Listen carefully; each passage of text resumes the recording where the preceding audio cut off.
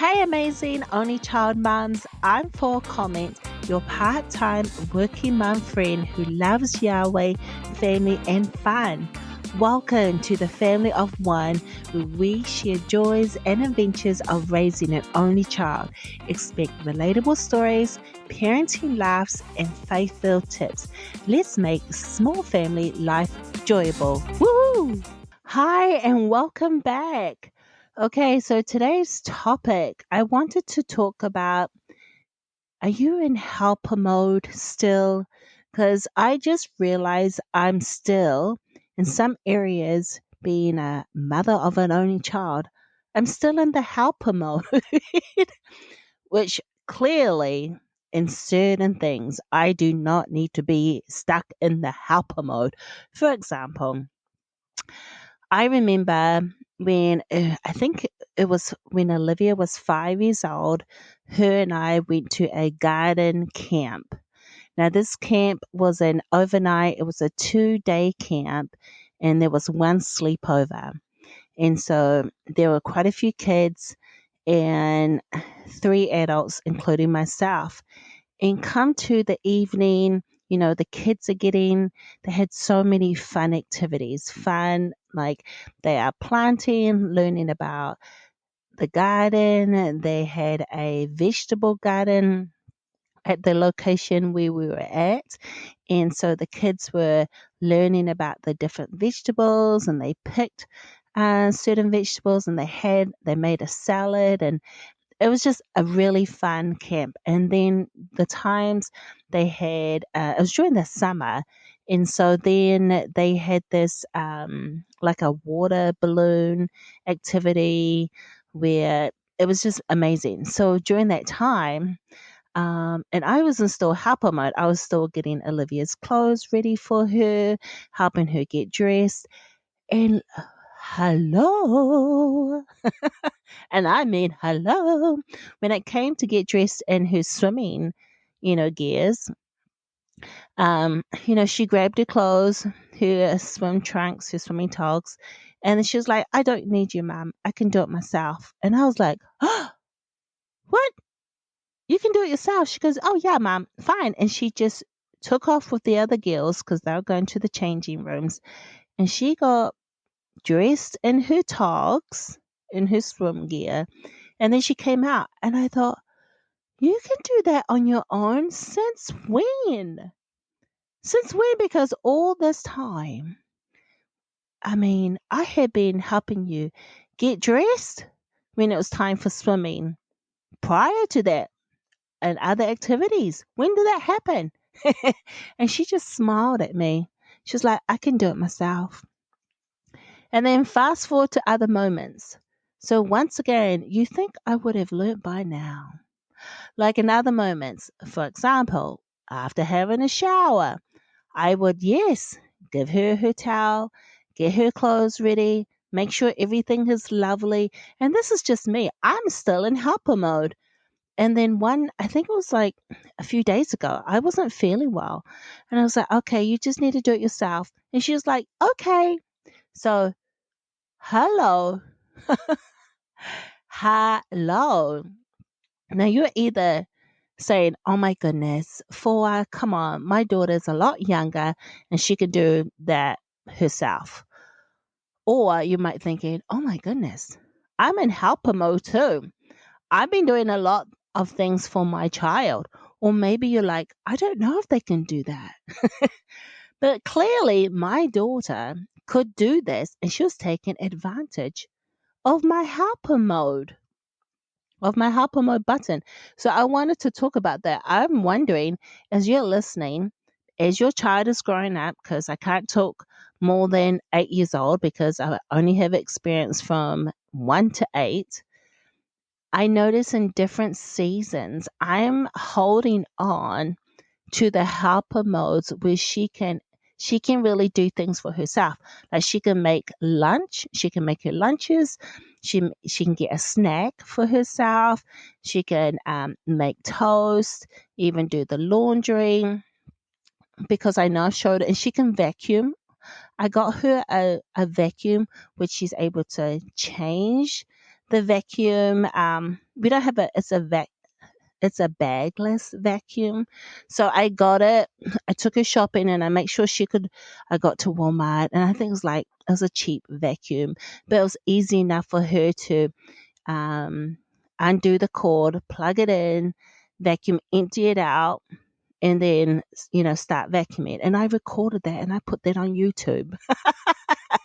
I talked about that. I think she was like 5 years old. I was like, oh my goodness. And so I sometimes have these moments, and I think I notice when I really think about it, why am I in helper mode? It's just easier doing it myself because I'm in a rush and I want to get it over and done with, and I want her to hurry along to do the next thing. Or I'm like, oh, it's just easier if I do it again because then I know it's done the way I want to do it. Like if she's making her lunch and she's going somewhere, I'm thinking, did you put vegetables in there? Do you have some fruit, or is it all just candy? I don't know. At least I need to supervise at some point. But in other situations, I'm like, how many times have I been on helper mode? Because my fault. She's a child. I'm the adult. How long have I been on helper mode and she's taken advantage of it? And she's like, yeah, I can do it myself, mommy. I don't need you. Or maybe I was thinking, well, she's my only child and I don't mind being in helper mode sometimes. I want to feel needed. And then I was thinking, hang on a minute. Who else have I been helper mode for? My husband? I'm sure there's lots of things that he could do himself. One day I should get him on here and I'd be like, hey, maybe I've been in helper mode too long for the laundry. Like you and Olivia can put your own clothes away. And he'll probably say, you know what? I think helper mode is that he probably thinks no one puts the laundry away for some time because you take it out of the the dryer, and then depending on my mood I'll just leave it in the basket and I'll say, okay, your clothes are in there, but just dig it out and then put it back in the basket. I don't know, but I'm wondering too with helper mode. And because I was talking to some coworkers and they have multiple children, one of them, and she has multiple grandchildren. And so she was saying her 8-year old and her 6-year old grandchildren, they do a lot of things for themselves. They're very independent. And I'm thinking, I wonder if the dynamics are different. Like if you have I know with me when I was growing up, I had siblings. And so my sister that was closer to my age, you know, we're 3 years apart. I have 5 siblings, but the one who closer to my age when we are growing up, I just noticed I just followed her and she helped me do things, and the older ones would look after me. So they were always there to supervise the older sister sibling. And so I always had guidance, but with an only child, I wonder, because I always had someone show me things and do things, being the youngest of 5 siblings, I just naturally just stay in helper mode. Like I just stick with it, even though knowing very well she can do things for herself very easily and it's okay and it's safe for her to do these things that I'm asking her to do. And so I was thinking, that would be good to talk about in this podcast. Are you stuck in helper mode with your child, or it doesn't bother you? And sometimes it doesn't bother me, but in other cases I'm like, you know what? Helper mode is really I need to pause that button on helper mode for her. And because it's good for her to know how to do these things. One, promotes family, meaning I tell her everybody is contributing and our family our family, we all help each other. We all have our own things we all have responsibilities. And so when we come home, like we put our dishes in the dishwasher or in the sink. When we finish eating, we say thank you. You make your bed, you do things like that because that's part of our family. We all help each other. We don't just come in, you know, it's not a hotel where you can, well, I don't know, because, when you go to the hotel, and do you put your towels on the floor for when you finish using it in a nice pile, or do you just spread it out? I don't know. I mean, it's your business. You're on vacation.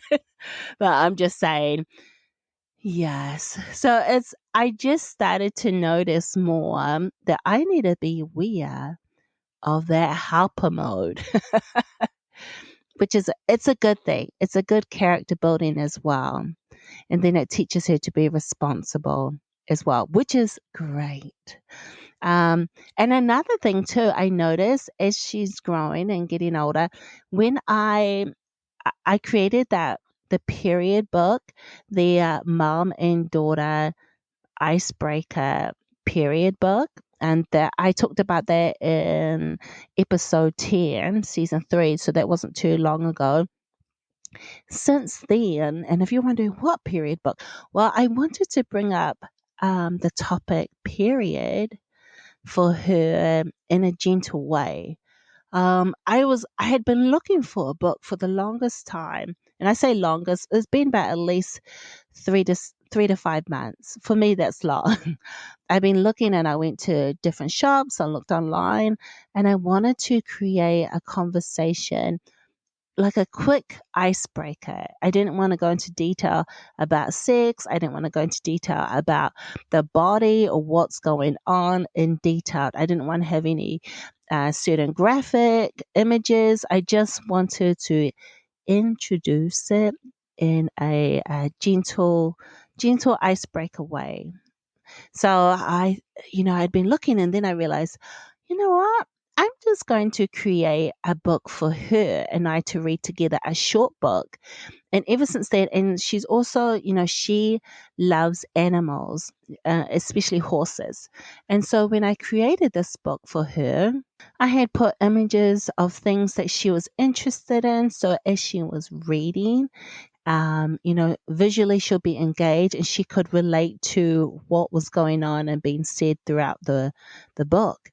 And since reading that book to her, since her reading that book to me, she has asked more questions. And that was the goal.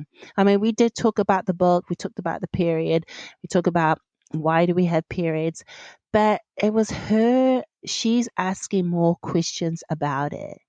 Like she'll be curious. I got my period last week. I know that's a lot of TMI. Too much information. Okay, so and I have all these products, pads, tampons, a variety of products in my drawer in the bathroom. And she goes, "Oh, mom, you know, are these what are these called?" And she goes, "Are these tampons?" And I said, "Yeah." And she was like, "Okay, so what about pads?" And then she sees the different sizes that I have. And so she's asking me questions about these products. And I really enjoyed that because she engaged with me first. She knew, like when I said, "Oh, I got my period," she goes, "Oh, blood's coming out of you."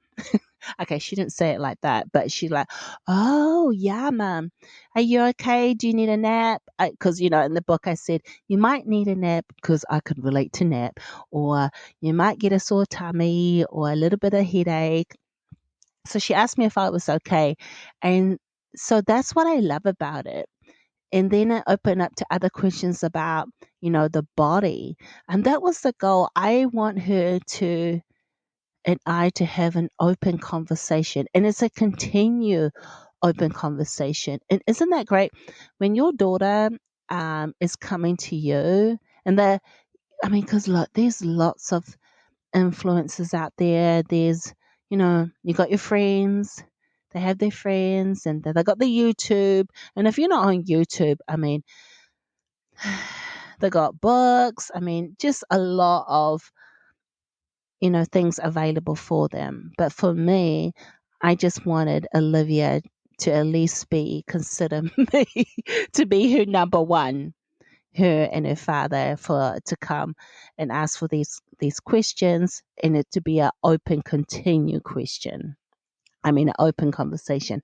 So I so enjoyed her asking questions. And now I can say, oh, mommy's got her period. Because, before the book, I didn't tell her when I had my period. And maybe you're listening to this, you're thinking, I'm way ahead of you. I talked about my period when my daughter was so, before she was 8. And that is awesome. But for me, I just wanted to for me, it just felt right for me to create a book for her. And the good news is I have created a generic version of this book.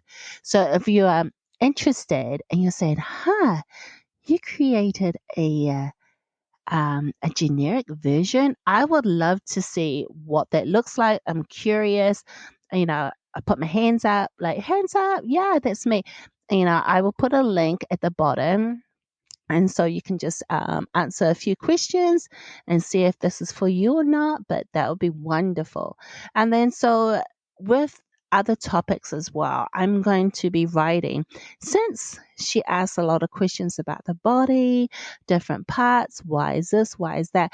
And then I was talking to another friend, and she was like, man, my daughters are teenagers now. This would have been good for me back then, because I didn't know what else to say. And she bought a book online that was more detailed. But she said this would have been good for her. And then I talked to grandparents. I mean, my mom did the best she can with the resources that was given. I don't think she even, mentioned the word period until I was an adult. Oh, probably when I was at least like 15 or 16. So I wasn't an adult. But other topics and related to that, we didn't talk about it. It's just the way that she felt comfortable. So that's why I wanted to create these icebreaker books for those moms that are just like me. We just need a little bit of guidance, just a little bit of a gentle nudge in the direction that we want to go and take this conversation. And the rest, it's fine. So if you're like me and thinking, I think that might be me. That sounds interesting. I want to just go to the link. Or maybe you're like, I'm good. It's all good. So getting back to the helper mode, what I was thinking as well, it frees up more time for me to do other things. For example, now that I know and I'm being more aware of, she can do this, like she can get herself dressed, she can pick her own clothes, she can brush her hair. And I guess the first time when she could, like, she didn't need me to comb her hair anymore. Every now and then she'll say, can you comb my hair? But I've noticed now there are just some things that she's like, I can do it myself. I think that first time I was like, oh, she's growing up too quick. She won't need me anymore. I'm like, maybe like, I'm happy, but I'm sad. I'm wondering if you feel like that too. Like, nope, no, I celebrated, I moved on with other things. But this is what I noticed. As I'm starting to let go of the helper mode, I don't know, maybe I'll come up with another name for it, but the helper mode, I'm open to having other conversations of things that maybe she'll need my input in. For example, I notice with certain, she really enjoys different perfumes and lip gloss, and she'll know the brand. Like, we'll go to different shops and she'll like, oh, mom, this is so and so and this smells really good. You should try that. Now, me, I was not into makeup that much. My makeup probably just only consisted of a lip balm, or maybe just a Vaseline, or just a lipstick, but it was always someone else's lipstick. It's not that I went out of my way as Well, maybe I think I did. I used makeup because my sisters were good at putting mascara on. They're real good putting makeup on. So I just used their makeup. Or if they did makeup, I would ask them, can you put my makeup on? Because they knew how to apply it. But it wasn't something I would go out of my way to purchase and learn about it. I mean, I remember one time, oh my goodness, a few years ago, well, actually, this is way before, so it must have been before I had Olivia, 9 years ago. I tried to put fake eyelashes on my eye. I Googled it, I went on YouTube, and this is how ridiculous it was. I put one eyelash on my eye for 1 hour, and then I tried to do the other one for that was 2 hours each. And the result was not good. I mean, I'm so glad I can still open my eyes up to today. I don't know if I don't know what I was doing to the glow, but I was sweating. And I was like, this is taking like 1 hour to do one eye. And then I got to do the other eye. Like, oh my goodness, I just do not have time. And then I remembered I didn't know the different types of eyelashes, even though there was plenty of information, I'm sure, at that time about different eyelashes you can Google. I mean, you can go on YouTube. Well, I think I finally got someone else. I got my niece to put eyelashes on my eyes, but hello, I wear glasses. And so when she put them on, and they were way too long for me at the time, I didn't know. And then I put my glasses on.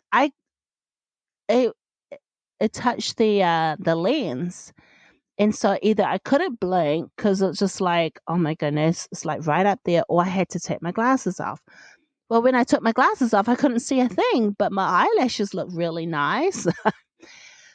Woo, so I had to take those eyelashes off. So, what's the point of this conversation? The point is that I'm learning a lot as my child is growing up.